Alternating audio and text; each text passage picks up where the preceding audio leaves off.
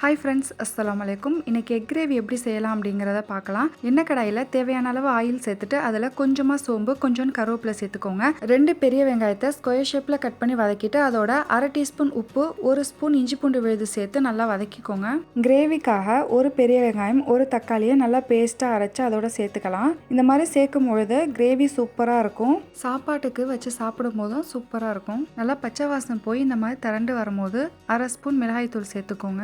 1/2 teaspoon ஜீரகத்தூள், 1 teaspoon மிளகுத்தூள், கொஞ்சமாக மஞ்சத்தூள் சேர்த்து நல்லா வதக்கிக்கலாம். இந்த மாதிரி கொஞ்சம் வதங்கினதுக்கு அப்புறமா நம்ம எக்ஸ்ட்ரா தண்ணி சேர்த்துக்கலாம். 1/4 டீஸ்பூன் கரம் மசாலா சேர்த்துக்கோங்க. ஃப்ளேவர் சூப்பராக இருக்கும். எண்ணெயெல்லாம் நல்லா பிரிஞ்சதுக்கு அப்புறமா நம்ம கட் பண்ணி வச்சிருக்கிற முட்டையை சேர்த்துடலாம். முட்டை சேர்த்ததுக்கு அப்புறம் நல்லா கிளறி விட வேணாம், லைட்டாக பரட்டி விட்டாலே போதும். கொஞ்ச நேரம் அடுப்பு ஆஃப் பண்ணிட்டு எடுத்து வச்சோன்னா சூப்பராக ரெடி ஆயிருக்கும். நீங்கள் சாப்பாட்டுக்கு, சப்பாத்திக்கு, தோசைக்கு எல்லாத்துக்குமே நீங்கள் சாப்பிடலாம். ட்ரை பண்ணி பார்த்துட்டு எப்படி இருந்துச்சுன்னு கமெண்ட் பண்ணுங்கள். தேங்க்யூ ஃபார் வாட்சிங்.